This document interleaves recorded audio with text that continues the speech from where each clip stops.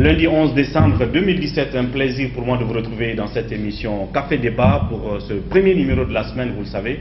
Café Débat, c'est l'espace qui est donc consacré à l'analyse et au décryptage de l'actu au quotidien, qui donne la parole à ceux qui veulent la prendre en vue d'impacter l'opinion. Aujourd'hui, on parle d'élections communales et comme vous le savez, depuis justement le décret du président appelant le corps électoral pour les élections du 4 janvier, tous les acteurs, que ce soit des partis politiques ou des candidats indépendants, s'activent pour les préparatifs de ces élections. Et bien, comment la CENI, elle, s'y prend, c'est la question que l'on se pose. Et pour en parler, je reçois sur ce plateau M. Étienne Solopogui, il est le directeur des opérations de la CENI. M. Étienne, bienvenue sur ce plateau. Merci, oui, merci à vos millions de spectateurs. Merci de la disponibilité. Les élections communales fixées pour le 4 février sont très attendues et le président de la République a affiché sa volonté de faire tenir les délais. Il a donc appelé le corps électoral très récemment. Alors donc, dans quel état d'esprit, avant toute autre question, vous travaillez maintenant et actuellement à la CENI vers ces élections du 4 février 2018? Écoutez, nous sommes en train, au niveau de la CENI, de dérouler les activités inscrites au titre de ce chronogramme de manière totalement sereine, la main dans la main, pour que les délais que nous avons fixés, les engagements que nous avons pris au sortir de l'atelier de Conakry, et qui viennent d'être confirmés par le président de la République, que ces engagements soient tenus. Ça suppose qu'on doit pouvoir se concentrer sur toutes les activités que nous menons. Nous devons pouvoir le faire dans la sérénité, dans l'unité d'action. Je crois que tout cela se fait dans une ambiance qui permet de dire que nous sommes en train de respecter toutes les deadlines fixées dans le chronogramme et que nous devons pouvoir aller à ces élections le 4 février sans aucun problème. En tout cas, techniquement, nous y sommes prêts. Techniquement, vous êtes prêts et tous les regards sont braqués vers la CENI, mais financièrement, c'est aussi un autre débat. On a à un moment donné entendu dire que la CENI a besoin de 350 milliards de francs guinéens pour y aller. Le gouvernement qui disait dans un premier temps on n'a pas tout cet argent, dans un second moment on met 90 milliards à disposition. Et tout récemment on a appris que on est en train de donner cet argent à la CENI à compte-gouttes. On vous a donné 16 milliards ou 14 milliards dans un premier temps et puis vous êtes en train d'attendre un package de 20 milliards. Alors dites-nous, côté finance, est-ce que ça ne traîne pas? Est-ce que la CENI n'a pas de soucis à ce niveau, point de vue finance pour ces élections? Écoutez, je crois qu'il ne faut pas se faire d'illusions sur la question. Il n'y a pas d'élection sans ressources financières. Des élections, il faut de l'argent pour cela. Alors, la CENI a travaillé dans le cadre de son chronogramme à décliner un certain montant pour que ce montant vienne couvrir les activités qui sont inscrites au niveau de ce chronogramme. Il y a au niveau du gouvernement, notamment au niveau du président de la République, des engagements qui ont été pris pour dire qu'il n'y a aucun problème, nous allons mettre ces ressources à votre disposition. Je ne me rappelle pas qu'en Guinée, que l'entièreté des ressources a été débloquée, libérée, pour mettre directement à la disposition de la CENI. Cela s'est toujours fait par à-coup. Je crois que nous sommes dans la même configuration actuellement. Nous avons des engagements. Des engagements, ont été pris de la part du gouvernement, le président de la République en tête, en passant par le ministre des Finances. Nous sommes obligés de croire ces engagements. Mais qui connaît aujourd'hui le niveau de déroulé des activités, personne ne peut se poser des questions de cette nature. Vous dites, est-ce que l'indisponibilité des ressources peut vous amener à ne pas faire des élections? Nous ne nous posons plus ce genre de questions, parce que nous estimons que... Mais en matière de procédure de décaissement, est-ce qu'on ne fait pas traîner la CENI? Parce que là aussi, ça peut être un souci. Si on vous fait traîner pour les processus de décaissement, ça va jouer sur le chronogramme du jour au jour. Il n'y a pas de souci à ce niveau. Non, c'est vrai que nous avons justement, avec nos partenaires du ministère des Finances, fait un plan de décaissement, en tenant qui tient compte un peu de nos deadlines impératifs. C'est des deadlines qui ne sauraient être compressés parce qu'il n'y a pas de ressources. Je crois qu'ils sont au courant de cela. Et honnêtement, en ce qui nous concerne, nous ne faisons pas de soucis par rapport à la mise à disposition de la CENI des ressources. Les engagements ont été pris, ils ont été assez forts. Il y a une première tranche qui a été libérée. une seconde tranche. Je crois que nous attendons une dernière tranche, la plus grosse d'ailleurs. Parce que, vous savez, nous sommes à une période où nous devons être amenés à faire des grosses dépenses. Je crois que l'État, à travers le gouvernement, y est assez conscient. Donc il s'agira de faire en sorte pour que très rapidement ces ressources soient mises à la disposition. Mais honnêtement, nous ne faisons pas de soucis par rapport à ça, parce que nous estimons que là où on est rendu, le niveau où les opérations sont déroulées, l'engagement qui a été pris par le chef de l'État, qui est quand même un dernier ressort fixe la date du scrutin. Nous n'avons fait qu'une proposition technique. Il appartient au président de la République, en dernier ressort, de fixer la date. Il l'a fait. Je crois qu'il faut qu'on passe cette question. Ceux qui ne souhaitent pas qu'il y ait des élections, je crois qu'ils peuvent se poser d'autres questions, mais qui ne reviennent pas sur ces questions de ressources. Parce qu'encore une fois, je ne pense pas que ça soit... Est-ce qu'il y a des gens qui ne souhaitent pas que les élections se tiennent? Je dis ça comme ça, pour des raisons ou pour d'autres. Parce que ça n'arrange pas tout le monde qu'il y ait des élections. Des élections locales. Pour plusieurs raisons, oui. Il y en a qui ne sont pas préparés en termes de compétiteurs. Il y a d'autres personnes qui souhaitent aussi que les choses n'avancent pas. Je dis ça comme ça, parce que c'est des choses qu'on entend. On ne peut pas continuer à ce stade-ci à vouloir douter un peu des choses bien qui sont en train de se faire au niveau de notre pays, et je crois que ce n'est pas bien. Donc avec le gouvernement, la CENI n'a pas de souci, le décaissement des fonds à date. Maintenant, restons toujours sur le volet finance, moyens économiques et avec les partenaires. Bon, à un moment donné, on a vu, je ne sais pas si c'est le système des Nations Unies, mettre à la disposition de la CENI un certain nombre de véhicules et de matériel de travail comme des ordinateurs, ainsi de suite. Maintenant, point de vue argent, finance, est-ce que les partenaires sont attendus, l'Union européenne, que ce soit les États-Unis, ainsi de suite? Oui, effectivement, l'accompagnement de nos partenaires techniques et financiers autour du processus s'est fait dans le cadre d'un projet qu'on appelait le projet d'appui au cycle électoral, le PASEC. Alors, au titre de ce projet, il y avait une enveloppe globale de l'ordre de 22 millions d'euros. Ces ressources étaient positionnées pour couvrir un certain nombre de besoins liés aux élections. J'ai dit tantôt cycle électoral. Alors, une bonne partie est allée pour financer les besoins liés à l'organisation des élections législatives, une bonne partie pour couvrir d'autres besoins liés à l'organisation de l'élection présidentielle. Il est resté dans cette enveloppe 5 millions de dollars qui devaient couvrir les besoins liés à l'organisation des élections communales. C'est avec ça, comme vous l'annoncez si bien, qu'on a dû acquérir du matériel informatique qu'on a mis à la disposition de nos démembrements. On a dû acquérir du matériel roulant aussi, permettre à ce que la CENI puisse assurer sa mobilité sans difficulté. Il y a beaucoup d'autres besoins qui ont été couverts par ces ressources-là. Donc ça se limite exclusivement à cela. Je crois que l'État devrait prendre le relais pour le reste. Et ça a été dit clairement, et des engagements formels ont été pris par le chef de l'État en personne, et il a donné des instructions à ces différents ministères sectoriels pour que cela puisse se faire. Nous n'avons à ce stade-ci aucun problème par rapport à la mobilisation des ressources liées aux élections communales. Bien. Et partons maintenant sur le terrain, parce que vous êtes le directeur des opérations. Pratiquement sur le terrain, qu'est-ce qui est fait à date en termes de déroulé du chronogramme aujourd'hui? Parce que tout ça se fait sous votre coupe, sous votre tutelle. À date, qu'est-ce qui a été fait concrètement? Oui, je crois que c'est une question pertinente. Il faut juste rappeler que nous sortons d'une réunion, d'une mission extrêmement importante qui avait pour objet deux choses, essentiellement. La première chose, c'était de fixer définitivement, au titre de l'organisation des élections communales, la liste définitive des bureaux de vote. Donc, le travail, c'était de faire un effort sur la cartographie des bureaux de vote. Pas sur la liste électorale, parce que les gens y font souvent une confusion, mais sur la cartographie.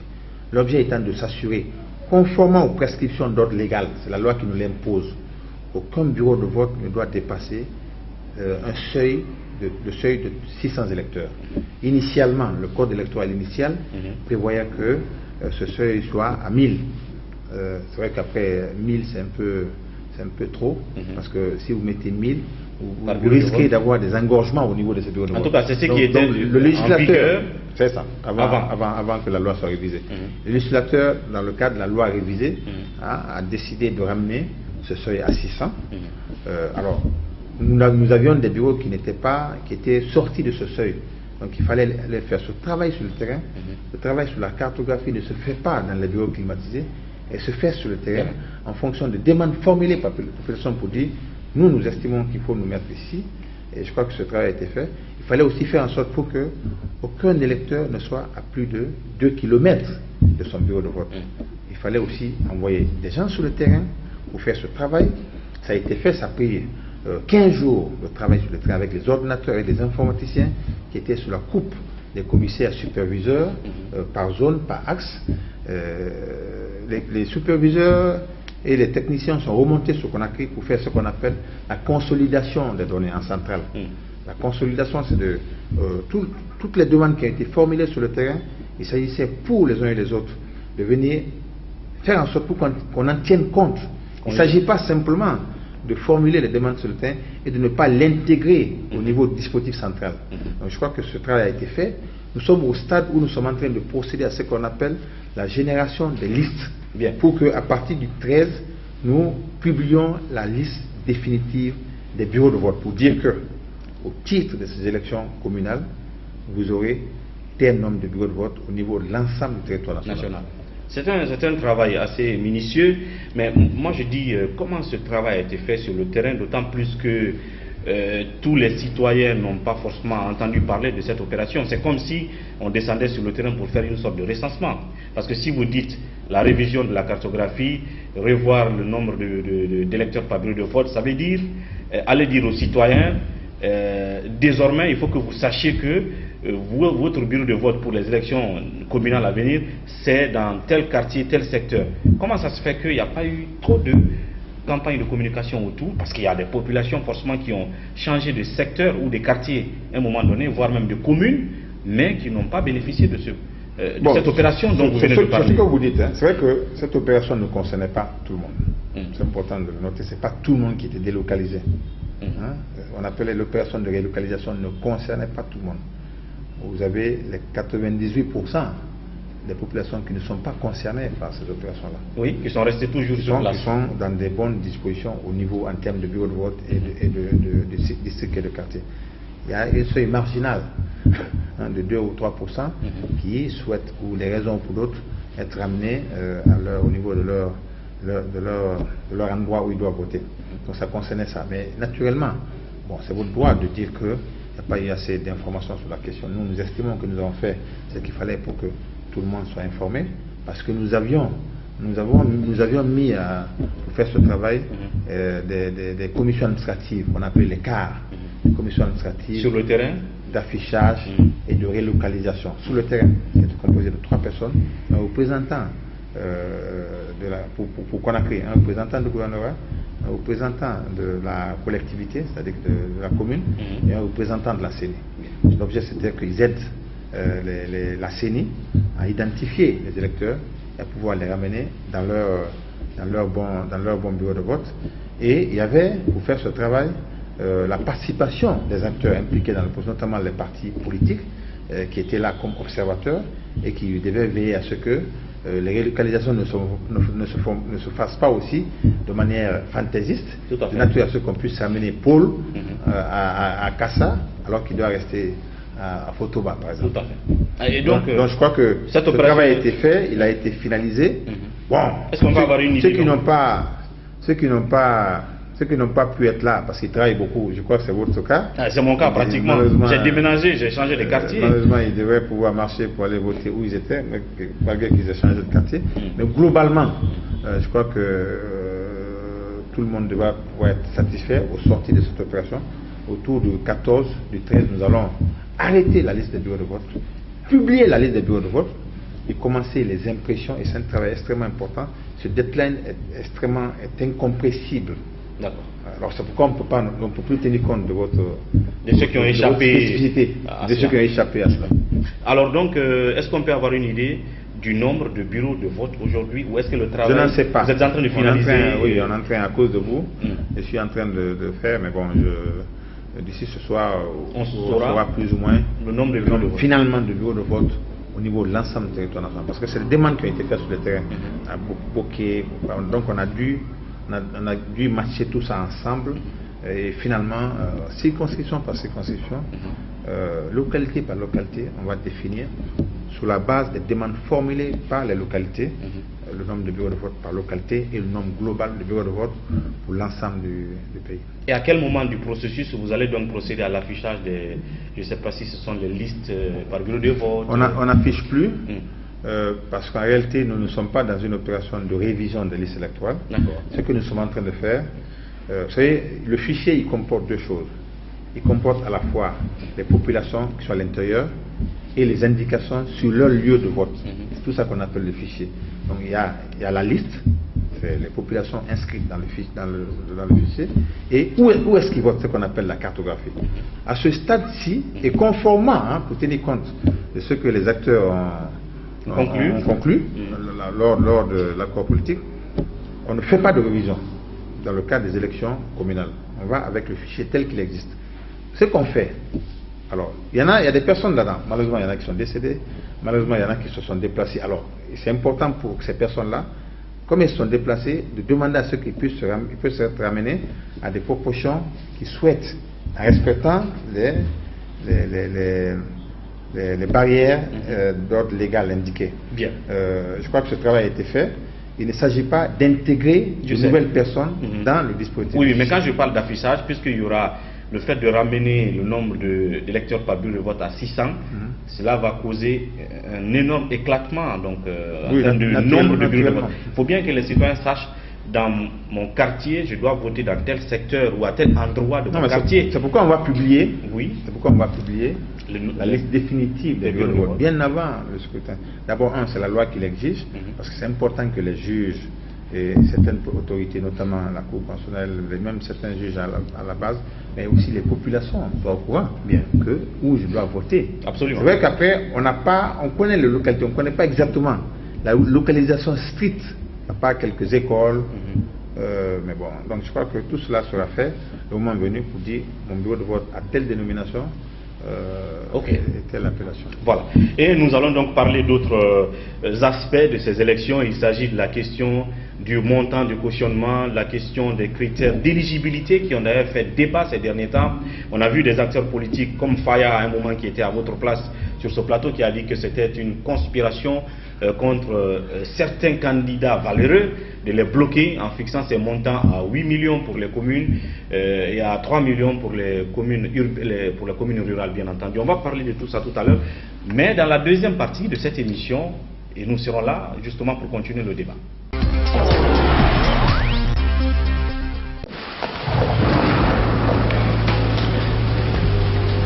Il existe des choses qui nous donnent la force et l'audace d'aller au-delà de notre imagination. Le thé Akbar. Le thé Akbar est fabriqué en utilisant uniquement les feuilles soigneusement sélectionnées en provenance de Ceylon. La qualité du thé Akbar a été évaluée selon les normes les plus strictes par des experts en dégustation qui se sont appuyés sur près d'un siècle d'expertise dans ce domaine. Premier producteur de thé, vous pouvez faire confiance à la famille Akbar pour vous garantir votre santé. Seule la meilleure tasse de thé peut vous procurer de la fraîcheur. Thé Akbar, le leader mondial.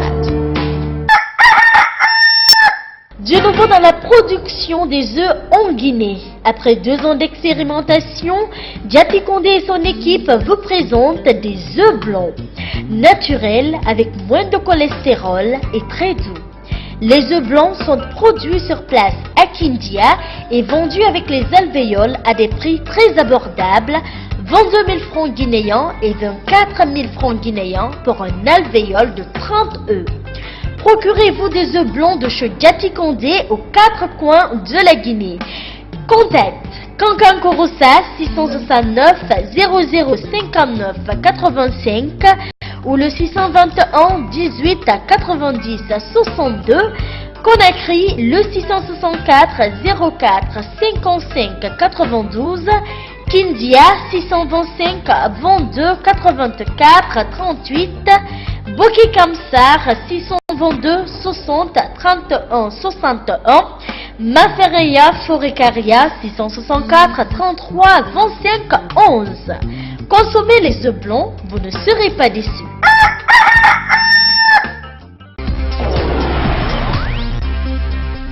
Merci donc de nous retrouver dans cette deuxième partie de Café Débat, en ce premier numéro qui reçoit comme invité M. Étienne Soropogui. Il est le directeur des opérations de la CENI. Et puisque vous le savez, nous sommes en route vers les élections communales du 4 février. Comment la CENI est en train de se préparer pour que cette date soit tenue, pour qu'il y ait un peu une opération, les élections sans vraie fausse note? Eh bien, il nous donne des explications là-dessus. Vous l'aurez compris dans la première partie, question financement des élections, disponibilité de l'argent, pas de souci pour l'instant. Maintenant, la pratique sur le terrain, il est en train de nous en dire un peu plus. Et restons sur cette question, Monsieur Étienne. Je le disais tout à l'heure, il y a d'autres débats, la question du montant de cautionnement, et puis les critères d'éligibilité. Mais peut-être en ce qui concerne la cartographie, si vous avez d'autres informations annexes à donner, est-ce qu'il y aura des impressions des cartes d'électeurs ou je ne sais pas comment ça va se passer? Oui, naturellement. C'est vrai que, comme je l'ai dit, hein, on est à ce stade-ci en train de faire la génération de listes. D'arrêter, cette opération permet d'arrêter définitivement la liste des bureaux de vote et de lancer les opérations d'impression à partir du 14 décembre, du 14 de 15, les cartes et les listes. Parce que c'est les listes d'émargement et les listes électorales, c'est les listes qu'on va envoyer au niveau des bureaux de vote. Les cartes d'électeurs, on va les remettre aux électeurs. La loi impose dorénavant qu'elles doivent être distribuées à jour J-30. C'est important que si on veut respecter les délais, ce délai-là, que nous ne sommes pas encore arrivés à ce niveau. Non, on est encore loin. Donc, mais tout cela est en train de se faire, en train d'être surveillé comme du lait sur le feu. Donc, alors, l'autre étape de la mission qui vient de s'achever était aussi la phase liée à la stabilisation des candidatures. Faire en sorte qu'au sortir de la mission, au sortir de ces opérations, qu'on sache circonscription par circonscription, il y a combien de candidats, combien de candidatures déclarées. Je crois que ce travail a commencé. Nous avons ouvert le 6 décembre les dépôts des candidatures. Bon, malheureusement, jusqu'ici, nous n'avons vu aucun candidat. C'est vrai qu'ils viennent de temps en temps pour prendre quelques fiches et prendre quelques renseignements. La CENI n'a enregistré aucune candidature d'abord à ce stade-ci. On estime que les candidats, les entités sont tiraillées entre le fait de mobiliser les ressources, au titre des cautions, mais aussi mobiliser les différents documents administratifs qui sont requis pour cela. C'est vrai qu'il y a des difficultés qui sont liées à cela sur le terrain. Mais il y a quand même un délai. Et aussi, ils sont tiraillés par le fait aussi de s'entendre sur les listes. On comprend bien pourquoi jusqu'ici que personne ne soit venu. Oui, il y a un délai. Il y a un délai à partir du 20 décembre au soir, à minuit, on ne reçoit plus aucune déclaration de candidature. Bien. Parce qu'on va clôturer les dépôts de candidature au 20 décembre. Au 20 décembre. Voilà. C'est quand même clair de rappeler ça pour les candidats indépendants qui sont en train de traîner les pas, qu'à partir du 20 décembre, là, du 20. Au soir, si vous n'avez pas déposé votre candidature, eh bien, ce ne sera plus valable. Tout comme les partis politiques qui sont en train de tirailler sur combien de pourcents. Je vois par exemple au RPG où on parle de 80% pour le RPG, 20% pour les alliés. Et si vous laissez distraire par cela jusqu'au 20, ça veut dire qu'il y a des soucis. Mais vous avez innové aussi, on a entendu parler d'informatisation des candidatures ou de la réception des candidatures. Qu'est-ce que ça veut dire en réalité? Quel effet ça peut avoir sur la crédibilisation du processus? Alors, comme vous le dites si bien, nous avons souhaité cette fois-ci innover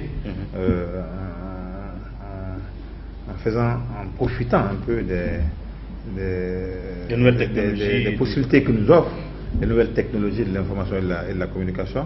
Donc pour cela, nous avons avec de jeunes intelligences guinéennes conçu un logiciel de gestion des candidatures qu'on a dû déverser dans des machines de dernière génération qui ont été mis au niveau de chaque circonscription au niveau de notre pays, dans les 342, c'est des machines de dernière génération en temps normal qui ne sont pas adaptées à fonctionner dans un environnement de village. Donc, ce qui fait que par endroit nous avons assez de difficultés à faire en sorte que ce matériel-là fonctionne. Mais c'est ça aussi le défi, c'est de pouvoir faire en sorte que, oui, vous avez des difficultés, mais vous devez pouvoir trouver des solutions pour que cela fonctionne.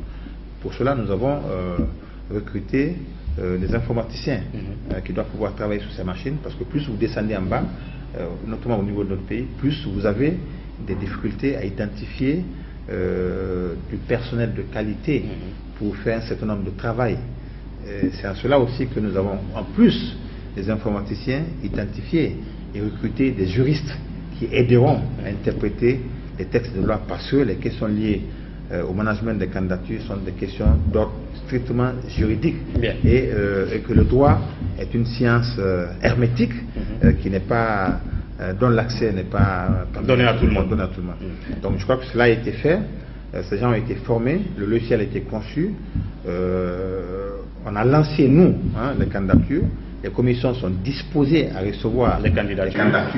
Pour le moment, personne n'est venu, mais bon, nous pensons que alors on risque d'être envahi. Donc pour l'instant, les derniers jours, pour l'instant, on ne peut même pas juger de l'efficacité de ce logiciel de gestion, d'autant plus qu'il n'y a pas encore de candidatures officielles déposées auprès de la CENI. Donc bon, ça va se faire. Les gens sont en train de mobiliser, comme je l'ai dit tantôt, les différents documents, mobiliser les ressources, s'entendre sur les listes. Et les débats internes. Les débats internes sur les listes, je crois que nous en sommes conscients, nous sommes préparés. Et nous allons juste revoir notre stratégie, parce qu'il s'agira de se préparer à recevoir le raz-de-marée vers la fin. Tout à fait. À se préparer à faire face à ce raz-de-marée, parce que les gens vont tous attendre la dernière minute. Et puis pour envahir les commissions. Donc il faut de manière proactive réfléchir à pouvoir trouver une solution à ce raz-de-marée. Donc la CENI en tout cas prête à toutes ces étapes. On va donc passer à l'autre aspect qui a créé débat. C'est la question du montant de cautionnement. Je l'ai rappelé tout à l'heure, il y en a qui disent que c'est trop. C'est même discriminatoire, ou qui disqualifie déjà certains qui sont des candidats sérieux, mais facteur argent c'est un blocage. Qu'est-ce que vous dites? Et il y en a qui disent que le président de la CENI s'est arrogé le droit de fixer ses montants à lui seul alors qu'il n'en a pas le droit. Quelle explication vous donnez à tout cela? Écoutez, c'est au terme des dispositions du code électoral, notamment son article 171, qui définit que pour aller aux élections communales, il faut payer un montant au titre de caution. Et que pour proposer ce montant, une commission financière doit être mise en place. Cette commission est composée d'un représentant du président qui fait office du président de la CENI, qui fait office de président de la commission, d'un représentant du ministre des Finances qui fait office de rapporteur, et d'un représentant du ministre de l'administration du territoire qui est membre, et d'un représentant de l'ensemble des entités qui souhaitent compétir. La loi même parle de l'ensemble des partis politiques. Elle oublie simplement de ce point de vue-là que, en l'espèce, il n'y a pas que les partis qui compétissent. Cette compétition au niveau local, au niveau communal, est ouverte à d'autres entités non partisanes. Donc ce que nous avons fait à notre niveau, nous avons envoyé un courrier aux ministres, aux deux ministres, pour leur demander de nous désigner leurs représentants au sein de la commission. Et pour les partis politiques ou les entités indépendantes, nous avons fait un communiqué, parce qu'on ne pouvait pas envoyer un courrier à X, parce qu'à ce stade-ci, les candidatures ne sont pas fixées. On ne sait pas qui va être candidat, personne n'est officiellement déclaré candidat. Donc on a fait un communiqué. Bon, après on peut nous reprocher que le communiqué n'est pas passé plus tôt, mais bon, il y avait donc, finalement, nous n'avons reçu que, au titre de ceux qui souhaitent compétir, 10 partis politiques, même pas de candidature indépendante. Donc nous avons discuté avec ces personnes-là. Bon, ils ont fait des propositions qui étaient de l'ordre de 3 millions, 2 millions 500 pour les élections pour les communes rurales, et 3 millions à 4 millions pour les communes urbaines. Mais il se trouve qu'au niveau de la CENI, nous avions aussi des propositions. Et comme la loi dispose que il appartient au président de la CENI, en dernier ressort, de fixer les montants des cautionnements, le président a dû arbitrer entre les propositions formulées par les entités politiques et indépendantes et ce que nous avions comme CENI. Ça aussi, il en tient compte, parce que bon, il y a assez de choses qui rentrent en ligne de compte, notamment le fait que tout le monde puisse aussi contribuer au financement des élections. Absolument. Et je crois que c'est la loi qui le prévoit. Je crois que le fait de pouvoir arbitrer entre ce que nous avions comme proposition initiale Et ce qui a été fait, je crois que c'est un juste milieu. Que le président de la CENI a choisi. Qui est acceptable. Et que honnêtement, quand vous prenez une commune comme Matoto, que les gens viennent me dire, avec 45 candidats, 45 conseillers potentiels, si on divise sur les 45 personnes fois 8 millions, ça fait à peine 177 000 par personne. Par personne. Combien de dire ça, c'est exorbitant. Je crois que c'est pas. Et il n'y a aucune intention de blocage, non, comme certains politiciens le disent. Pas du tout, mais je vous donne un exemple. Vous constaterez qu'effectivement, ça ne pose aucun problème. Bon, après, on sait qu'il y a des difficultés de mobilisation des ressources au niveau de notre pays. Mais bon, c'est aussi un prix à payer pour aller à des élections, qui sont quand même des choses assez sérieuses pour notre pays. Bien, alors parlons des critères d'éligibilité. Là aussi, vous avez évoqué la question du casier judiciaire vierge, de la résidence. C'est-à-dire qu'il faut résider dans la commune où vous voulez être maire et où exercer votre activité professionnelle là. Là aussi, ça a créé un peu de débat. Est-ce que vous avez des précisions à apporter sur ces différents critères-là? Oui, effectivement, c'est les dispositions du Code des collectivités sur les conditions d'éligibilité, notamment son article 92 qui précise que pour être éligible, il faut être 1. de nationalité guinéenne, 2. avoir 21 ans révolus au jour du scrutin, et 3. résider effectivement dans la commune ou y exercer principalement son activité professionnelle. Alors, sur ce troisième critère, on s'arrête. Parce qu'après, c'est ça aussi, là, au niveau de la loi, les questions d'interprétation. Ça veut dire quoi? Résider effectivement dans la commune. Après, on peut apprécier que ça veut dire quoi. Donc, nous, ce qu'on a fait, dans la nouvelle vision de la CENI, c'est, comme il y avait des questions d'interprétation au niveau de la loi, nous avons souhaité prendre cette question, l'envoyer au niveau de la classe politique. Nous avons, à cet effet, mis en place un instrument de transparence qu'on appelle la cellule de suivi et d'action du processus électoral, qui est une entité mixte, qui est un instrument inclusif, qui intègre l'ensemble des acteurs importants du processus. Nous avons posé la question, mais en y apportant, de notre point de vue, déjà une solution. Parce que pour nous, la question, il ne s'agissait pas de bloquer, d'interdire des candidatures, de faire le policier, de faire le gendarme. Non. Notre rôle, c'est de faire en sorte pour que ceux qui souhaitent vraiment apporter des solutions à leur communauté, vraiment que c'est les bienvenus. S'ils sont de bonne foi, s'ils respectent, s'ils sont en règle avec les lois. Alors, parce qu'il faut comprendre un peu le législateur, initialement. Pourquoi il a introduit cette disposition? Parce que vous aviez des personnes, en son temps, quand on commençait le processus démocratique en Guinée, qui sont arrivés de l'Europe, qui sont présentés au niveau de certaines collectivités, ils ont été élus maires, à la tête de ces collectivités, et puis un beau matin, ils ont abandonné ces collectivités pour entrer. Où ils étaient. Parce qu'au départ, ils ne résidaient pas là. Dans ces collectivités. Le législateur estimait qu'il fallait qu'il y ait une forme d'attache entre ceux qui souhaitent être candidatés et les populations et la localité à la base. Donc je crois que donc ce que nous avons demandé, il faut que ces personnes-là puissent disposer, et c'est la loi qui le dit, un certificat de résidence, mais aussi il faut qu'il y ait un lien entre la localité, et même s'ils ne sont pas à 100%, mais ils peuvent naturellement, s'ils peuvent, et que les populations le souhaitent, parce qu'en définitive, c'est elles qui décident. Tout à fait. Entre Paul et Pierre, qui seront candidats. Non, mais pas candidats. Qui on va désigner pour présider. Candidature, tout le monde est libre de le faire. Après, il revient en dernier ressort aux populations de faire le choix entre plusieurs postulants. Donc je crois que sur la question finalement, on n'a pas voulu fermer.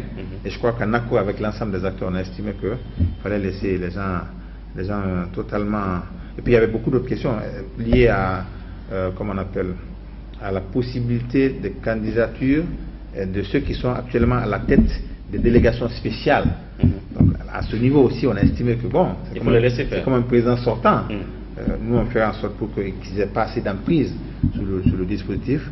On apprend par ailleurs que vous avez certains chefs de quartier, par exemple, qui refusent de délivrer des certificats de résidence à des potentiels concurrents. D'accord. Tout ça, c'est des choses qu'on peut gérer sans difficulté. Bien. Alors donc on va terminer cette émission par sans doute ce qui reste à venir comme essentielle opération, vous en tant que directeur des opérations, dans la lancée vers ces élections du 4 février, ce qui reste à venir essentiellement. Oui, là nous sommes en train de nous concentrer, après qu'on a fini de faire la génération des listes, on se concentre sur les questions liées à l'arrêt, à la publication de la liste définitive des bureaux de vote, à lancer les opérations d'impression des listes et des cartes, et en même temps nous concentrer sur toutes les opérations liées à la gestion des candidatures, parce qu'il y aura naturellement des petits problèmes sur le terrain. Il va falloir régler au fur et à mesure. L'objectif étant à terme de produire dans les délais requis, à partir du 3 janvier, les bulletins de vote. Du 3 au 18 janvier, on doit pouvoir commencer à produire, parce que c'est des activités, c'est des opérations qui prennent un certain délai. C'est 6 millions de bulletins, 6 millions ou plus, autour de 8 millions de bulletins à produire par circonscription. C'est spécifique, c'est un défi logistique extrêmement important, parce qu'il faut s'assurer qu'on ne mélange pas les bulletins de Koya à celui de Koyama. Surtout que les noms ne sont pas loin. Donc ce qui fait que sur ces questions-là, on est assez concentré. Et puis après, on commence leur acheminement au niveau de localité. Vous savez, le bulletin est un document sensible qui doit être disponibilisé au niveau des bureaux de vote, au niveau des circonscriptions, à quelques 2 jours du scrutin, même un jour moins. C'est interdit de l'envoyer plus tôt. Donc on l'envoie, c'est totalement des documents qu'on appelle sensibles qui sont convoyés vers les lieux de vote, carrément vers la fin, la veille ou avant l'avant-veille. Et ça, vous comptez le faire dans le temps? On est totalement en phase avec ça. Autant les défis logistiques est énorme, comme vous le dites, autant aussi, je veux dire, les contentieux qu'on peut imaginer pour ce type d'élection si minutieux et surchargé sera un peu assez lourd. Comment vous comptez gérer? Quel dispositif? Alors ça c'est une question, c'est une question extrêmement importante, parce que vous savez, pour une fois, je crois qu'on ne l'a jamais fait en Guinée, on a mis en place des commissions de gestion des candidatures avec les profils des uns et des autres qui ont été formés, c'est vrai, outillés. Leur rôle essentiellement, c'est de recevoir les candidatures, de les examiner, de les traiter, de les valider ou de les rejeter. Alors dès qu'on parle de rejet de candidature, parce qu'il y a même un fiche qui est dédié à ce niveau, alors dès qu'on parle de rejet, il y a tout de suite la notion de contentieux. Si on rejette pour des raisons ou d'autres, les déclarations d'une liste, le contentieux commence là. Alors il est prévu, conforme aux dispositions de notre code, que le contentieux sera géré localement à travers le juge qui est là. Les commissions ont 10 jours pour traiter les déclarations, candidature, le récréant à 2 jours, le juge a 5 jours pour statuer. Au cas où il y a un rejet, il appartient au juge en dernier ressort, quand il est saisi de se prononcer et de dire oui ou non à la déclaration. Donc nous avons à cet effet introduit dans le chronogramme électoral ce délai de contentieux qui est de 7 jours globalement. Nous l'avons mis dans le chronogramme, ce qui fait que nous allons commencer. C'est juste après ce délai de contentieux que nous allons lancer les opérations d'édition des bulletins à jour J-33. En tout cas, beaucoup de choses à faire. Ce n'était que le début dans cette émission. Vous avez donc compris beaucoup d'explications et beaucoup de choses à venir au compte de ces élections communales. Monsieur Étienne Soropogui, directeur des opérations de la CENI, merci d'être passé pour toutes ces explications. Merci beaucoup, oui. À très bientôt. C'était un plaisir. Merci beaucoup. À vous, merci de votre attention et de votre fidélité. On se retrouve demain pour un autre numéro de Café Débat. D'ici là, portez-vous bien. Au revoir.